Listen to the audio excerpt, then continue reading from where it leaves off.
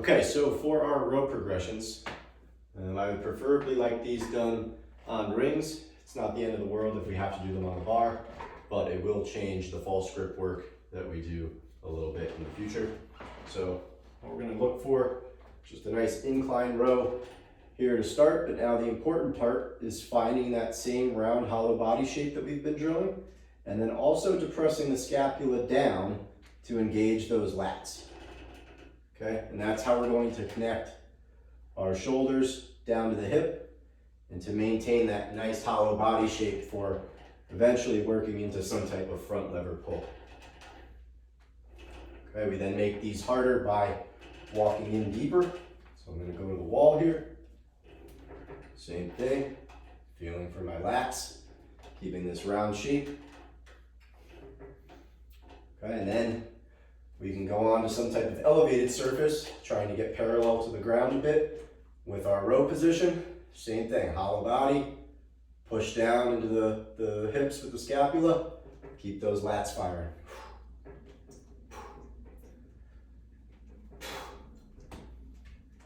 Okay, and that's how we'll build up with our regular grip. And then what we want to start working towards is what's called a false grip on these rings here. So I'll show you close up and then we'll zoom back out for the full row. What we're looking to do is hook the wrist onto the ring. So if you watch any of my videos on Instagram, TikTok, YouTube, and you see me doing these ring flows, whenever I'm below the ring, I'm maintaining this false grip in order to then get back on top of the ring while executing that muscle up. So very important that we get comfortable pulling with this false grip. But now it does take a bit of time for the wrist to adapt not only to the strength, but then also the skin. So I wouldn't go overboard with using chalk here because chalk is not going to save you from falling out of this grip. Okay, more of a strength thing, and then letting the skin adapt. You might get some rips at first. And then I'll just show you one up close. Hopefully this is still in frame. Boom, pulling through. Okay, what might happen at first, you might not be able to straighten out the elbows. And then as you pull, you might fall out of that false grip, which is fine. Try to get back into it and only go down as deep as you're comfortable with at first. But eventually you want nice straight elbows in this pulling position. Okay, so that's your false grip. And now the ring row progressions will stay exactly the same, okay? Looking to find that hollow body shape, engage the lat, connect scapula and the shoulders down to that hip, and this is how we'll eventually get into some type of front lever row, okay?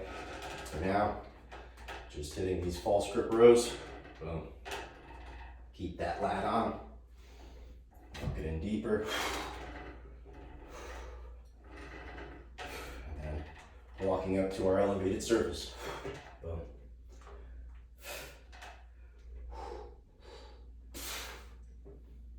Okay, so that elevated false grip ring row will be our peak. That's what we're looking to build up to here in this beginner program.